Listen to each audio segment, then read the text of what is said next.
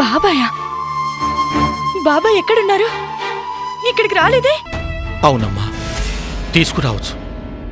కాని తానిక్కడికొచ్చి నిన్ను చూశాక నీ కడుపేమైంది, నీ బిడ్డెక్కడా అని అడిగితే నీ సమాధానమేంటి? చూడమ్మా, ఇప్పుడు నీ బిడ్డ గురించి తెలిస్తే మీ బాబాయ్ తట్టుకోలేడమ్మా. తనీరోజు అనుభవిస్తున్న కష్టాలు చాలు. మళ్ళీ నీ బిడ్డ గురించి చెప్పి తన్నింకా కృంగదీయొద్దమ్మా. ఈ రోజు నీ జీవితం ఇలా కావటానికి, నీ పరువు పేపర్లకెక్కడానికి నువ్వే కారణం. దరిద్రానికి దాస్యం చేస్తూ కూడా ఇంకా పరువు గిరువు అంటూ ప్రగల్భాలు పలుకుతున్నావు. చింత చచ్చినా పులుపు చావలేదన్నమాట. మా పోలీసులు రాసిన ఎఫ్ఐఆర్ బలంగా ఉండాలే గాని కేసు పైవాడిదాకా ఎందుకు సార్? ఇక్కడే తేల్చేస్తా. మున్ని కోర్టుకొచ్చి సాక్ష్యం చెప్తే హరికి తప్పకుండా శిక్ష పడుతుంది. నో, మున్ని కోర్టుకు రాదు.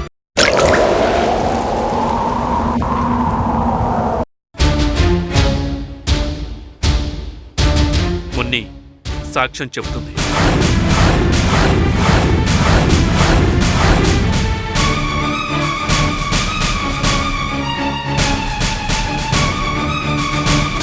Thank you very much Avinash గారు. వస్తాను.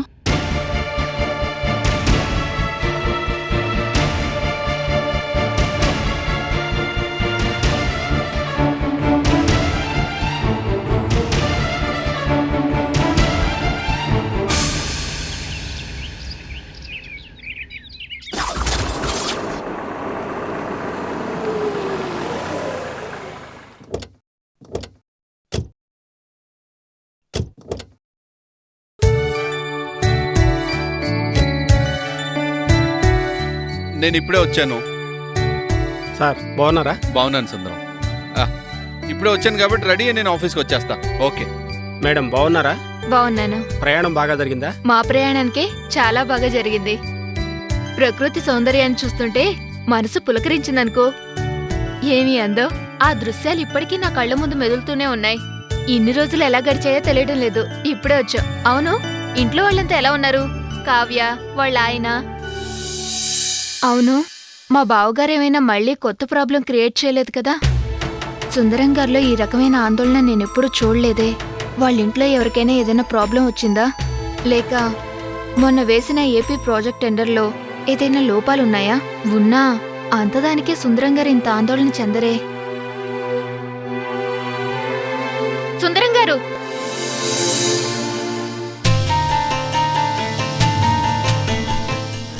ఏంటి సుందరం, నేను ఇంత మాట్లాడుతున్నా మీరు మాట్లాడకుండా వెళ్ళిపోతున్నారు? మేడం అది ఏం జరిగిందో చెప్పండి. అది హరిగారిని మా బావగారికి ఏమైంది? హరిగారిని సిఐ మాధవి గారు మన ఇంటికి వచ్చి అరెస్ట్ చేసి తీసుకెళ్లారు.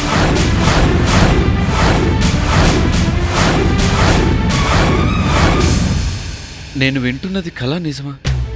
ఇదెలా సాధ్యమైంది?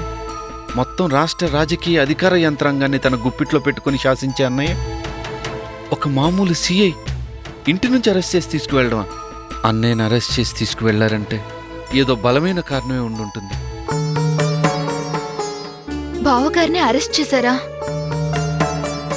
సుందరం, అన్నయ్యను ఎందుకు అరెస్ట్ చేసి తీసుకెళ్లారు?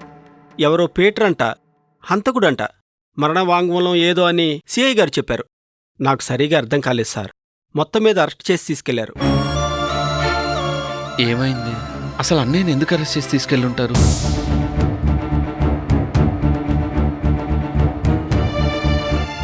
ఏమండి, నేను నమ్మలేకపోతున్నాను. బావగారిని అరెస్ట్ చేశారంటే మీరొకసారి వెళ్ళి చూసిరండి. నేను నమ్మలేకపోతున్నాను ప్రియా. కారణం ఏమై ఉంటుంది? నాకు అదే అర్థం కావట్లేదు. నేను అదే ఆలోచిస్తున్నాను. కారణం ఏదైనా అయి ఉండొచ్చు. ఏదో బలమైన కారణమే అయి ఉంటుంది. చూసావా ఎంతవరకు తెచ్చుకున్నాడు? తన మీద ఈగ కూడా వాడడానికి భయపడుతుందని విర్రవీగేవాడు. ఇప్పుడేమైంది చూడు. బావగారిని విమర్శించడానికి ఇది సమయం కాదండి. అది కాదు ప్రియా.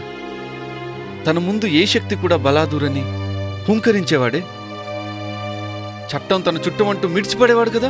అబ్బా, ఇప్పుడు అవన్నీ ఎందుకండి? ప్రియా, చట్టం తన పరిధిలో ఉన్నంత వరకే మనను కాపాడుతుంది. పరిధి దాటితే మాత్రం ఎవరిని క్షమించదు. చట్టం నుంచి తప్పించుకోవడం ఎవరి వల్ల కాదు. Law of the land is more superior than anyone. దానికి తిరుగులేదు.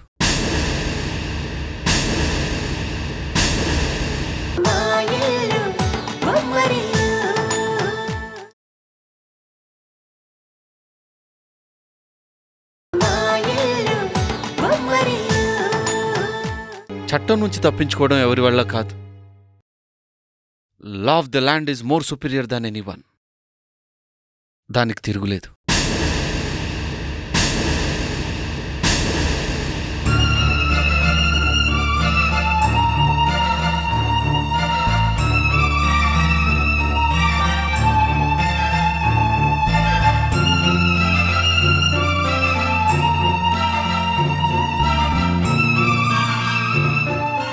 మూర్ఖుడు అర్థం చేసుకోలేకపోయాడు.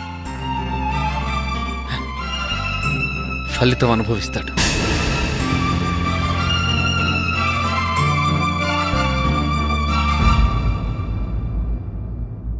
నేనే అన్న అహంభావమే మనిషి పతనానికి కారణమని ఎందరో మహానుభావులు చెప్పారు కదా. ఇప్పుడు చూడు, ఆయన అహంకారమే ఆయన వినాశనానికి నాందైంది. బావగారు ఎలా ఉన్నారో ఏమో, ఎంత ఆందోళన చెందుతున్నారో, ఏ పరిస్థితుల్లో అరెస్ట్ చేశారో, అసలు ఆయన ఇన్వాల్వ్మెంట్ ఉందో లేదో తెలుసుకోకుండా మనం విమర్శించడం భావ్యం కాదేమో.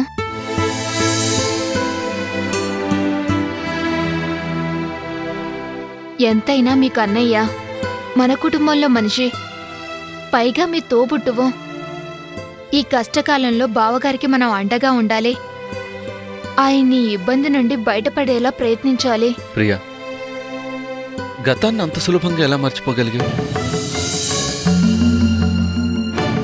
నీ తల్లిదండ్రులను మా అన్నయ్య ఎలాంటి దయాదాక్షిణ్యం లేకుండా ఎన్ని ఇబ్బందులకు గురిచేశాడు. ఆఖరికి మరదలు అని చూడకుండా నీ మీద చేయి చేసుకోలేదా?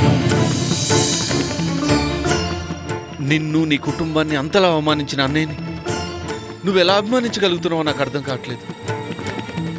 నాకు మాత్రం రోజు రోజుకి అసహ్యం పెరుగుతోంది.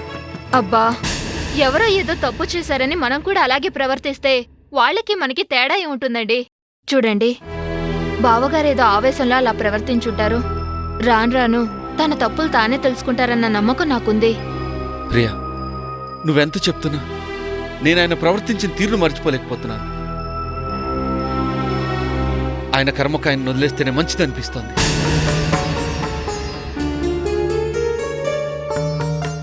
ఎంత మాట అన్నారండి? ఇది మన కుటుంబ ప్రతిష్టకు, కుటుంబ గౌరవానికి సంబంధించిన విషయం.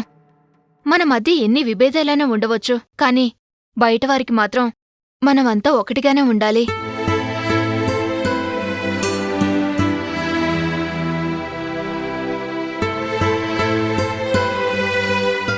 ఒకసారి మన మధ్య గొడవలున్నాయన్న విషయం బయటపడితే మనమే చులకనైపోతాం.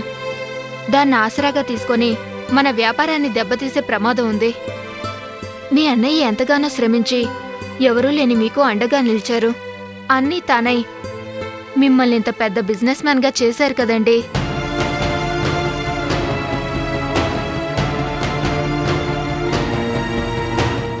అన్నతమ్ముల మధ్య విభేదాలు మహాభారత సంగ్రామానికే దారితీశాయి. అలాగే మీ ఇద్దరి మధ్య గొడవ పెద్దదై మరో యుద్ధం జరగకూడదన్నదే నా కోరిక. మీరేం ఆలోచించకండి. ఒక్కసారి వెళ్ళి బావగారిని కలిసిరండి. కాదనకండి ప్లీజ్. సరే,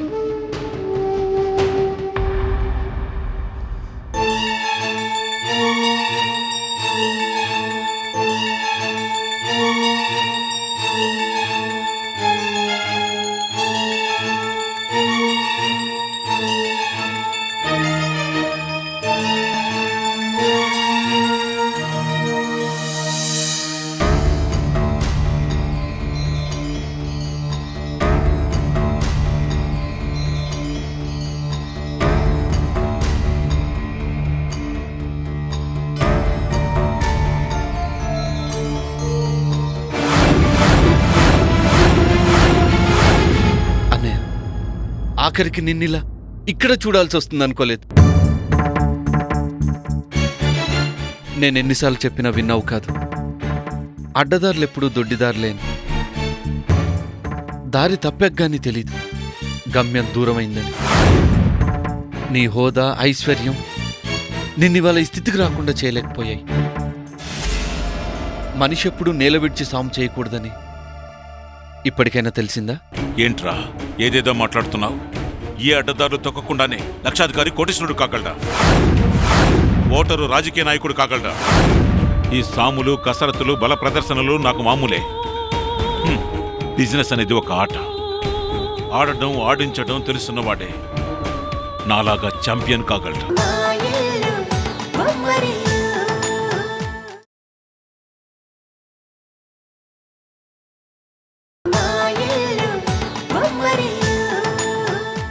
బిజినెస్ అనేది ఒక ఆట.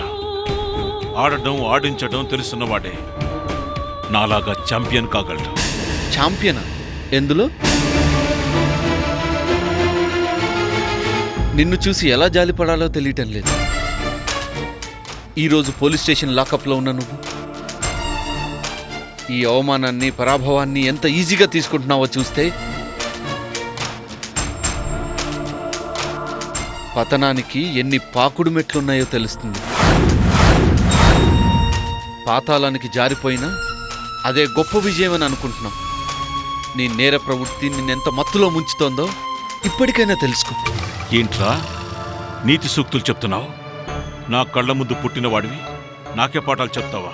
పాఠాలు చెప్పడానికి, వినడానికి వయసుతో నిమిత్తం లేదన్నయ్య. నీ మంచి గురించి, కుటుంబం పరువు ప్రతిష్టల గురించి ఆలోచిస్తున్నా. ఆలోచించడం అనేది నువ్వు నీ ఒక్క తలకాయతో ఆలోచిస్తావు. నేను 10 తలకాయలతో 10 రకాలుగా ఆలోచిస్తాను. అందుకే ఆ 10 తలలు రావణాసుడిలా పతనం కాకూడదనే అతని తమ్ముడు విభీషణుడిలా మరోసారి మంచి చెప్పాలనొచ్చాను. రే విభీషణ, నీ రామాయణం కబుర్లు కట్టిపెట్టు, లేదంటే నేను భారతం చెప్పి నీ భరతం పట్టాల్సి వస్తుంది. నీ నీతులు గోతులు కట్టిపెట్టు. నేనెలాంటి మాయ చేసి ఇక్కడి నుంచి మాయమవుతానో చూస్తూ ఉండు. హోమ్ మినిస్టర్ని చేతిలో పెట్టుకున్న నాకు ఈ సిఐలు, డిఎస్పీలు ఒక లెక్క. అవసరమైతే సుప్రీంకోర్టుకు వెళ్ళైనా సరే డబ్బు, పలుకుబడితో బయటికి రాగలను. సరే, నేనెంత చెప్పినా నువ్వు వినవు. అనుభవిస్తే గాని నీకు తెలీదు.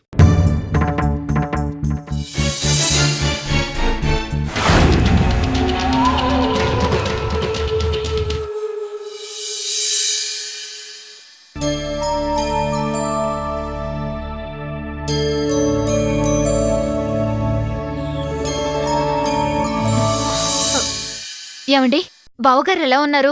ఆయన బాగానే ఉన్నారు కదా? పోలీసులు ఆయన్నేం వేధించటం లేదు కదా? ఆయనకే గుండ్రాయిలా ఉన్నాడు. ఏంటండి అలా మాట్లాడతారు? బావగారు ఎలా ఉన్నారని నేను ఇంత కంగారు పడుతుంటే మీరంత చిరాగ్గా మాట్లాడుతున్నారేంటి? బావగారు మిమ్మల్ని ఏమైనా అన్నారా? ఏంటండి ఏం మాట్లాడరు? అసలు ఏమైంది అక్కడ? చెప్పండి, నాకు టెన్షన్ పెంచొద్దు.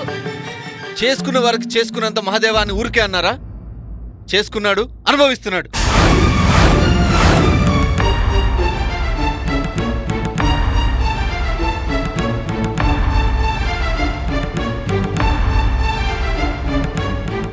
బహుశా తన శేష జీవితం కటకటాల వెనకే గడుపుతాడేమో. ఎందుకండి అలా మాట్లాడతారు? ఎంతైనా ఆయన మీ సొంత అన్నయ్య కదా. స్వంత అన్నయ్య కాబట్టి ఈ మాత్రం గౌరవంతో ఉన్నాను. ఏ రోజైనా ఎవరి మాట అయినా విన్నాడా? జీవితంలో ఎదగడానికి ఎన్ని అడ్డదారులు దొక్కాడు, ఎంతమందిని మోసం చేశాడు, ఎంతమందిని హింసించాడు.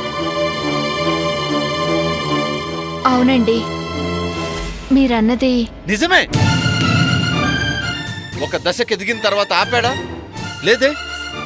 ద్వేషం, పగ పెంచుకుంటూ పోయాడే తప్ప ఆ విషవలయం నుంచి బయటపడడానికి ఎప్పుడైనా ప్రయత్నించాడా? మీరు చెప్పేది వింటుంటే బావగారికి ఏదో అవుతుందన్న భయంగా ఉందండి. నీకేం భయం అవసరం లేదు ప్రియా. ఆయనకేం కాదుట. అందరికన్నా బానే ఉంటాడట. ఒక్క ఫోన్ కాల్ చేస్తే చాలట. గల్లీ నుంచి ఢిల్లీ దాకా పలుకుతారట. అంత పలుకుబడి ఉందట మహాశయుడికి. పెద్ద పెద్ద లాయర్లను పెట్టుకునైనా సరే బయటకు వచ్చి అందరి సంగతి చూస్తాడట. ఏమనుకుంటున్నాడో ఏమో. నేను చూస్తాను ఆయన ఎలా బయటకు వస్తాడు.